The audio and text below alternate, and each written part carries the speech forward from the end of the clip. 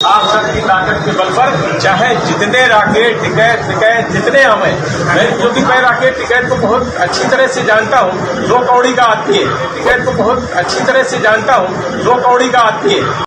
नमस्कार, आप देख रहे हैं हिंदुस्तान 9 और मैं हूं आपके साथ सुमित कुमार सिंह। ये जो वीडियो आपने अभी देखा, ये भारत के गृह राज्य मंत्री अजय मिश्रा टेनी का है। वीडियो लखीमपुर खीरी का है, जहां मिश्रा जी अपने समर्थकों को संबोधित करते हुए नजर आ रहे हैं। मंत्री जी बोलते बोलते भाषा की मर्यादा ही भूल गए और किसान नेता राकेश टिकैत पर कुछ ऐसा बोल गए कि अब बवाल होना तो पक्का है। दरअसल मंत्री जी बोलते बोलते राकेश टिकैत को 2 कौड़ी का आदमी बता गए। मंत्री जी तो यहाँ तक कह गए कि अच्छे से जानता हूँ, राकेश टिकैत 2 कौड़ी का आदमी है, 2 बार चुनाव लड़ा, दोनों बार जमानत जब्त हो गई, इसलिए मैं ऐसे लोगों को जवाब नहीं देता। मंत्री जी जब बोल रहे थे तो उनका गुस्सा भारतीय किसान यूनियन नेता राकेश टिकैत पर साफ झलक रहा था। गुस्सा हो भी क्यों ना, आखिर अजय मिश्रा की आज जितनी मुश्किलें हैं उनमें कई में राकेश टिकैत का भी पूर्ण योगदान है। आपको ये याद ही होगा कि पिछले साल अक्टूबर महीने में किस बेरहमी से सत्ता के नशे में मासूम किसानों को लखीमपुर खीरी में कुचलकर मार डाला गया था।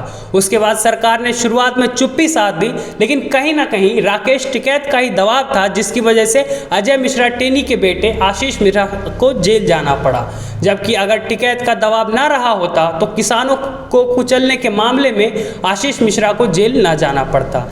आपको बता दें कि जब गत वर्ष लखीमपुर खीरी में गृह राज्य मंत्री के बेटे आशीष ने गाड़ी से प्रदर्शन कर रहे किसानों को कुचला था, तब कहा जाता है कि शुरुआत में दिल्ली के दबाव में राज्य सरकार चुप रही।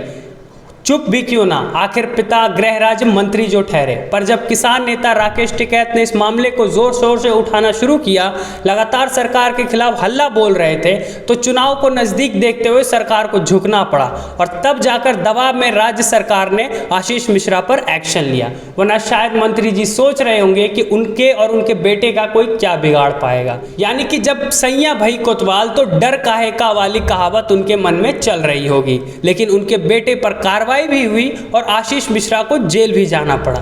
हालांकि वो कुछ समय बाद जेल से जमानत पर छूटकर बाहर आए, लेकिन एक बार फिर से इस मामले को राकेश टिकैत उठाने लगे और लगातार प्रदर्शन करने लगे, जिसकी वजह से ही शायद कुछ ही दिनों बाद आशीष मिश्रा की जमानत को रद्द कर दिया गया और उनको दोबारा जेल जाना पड़ा।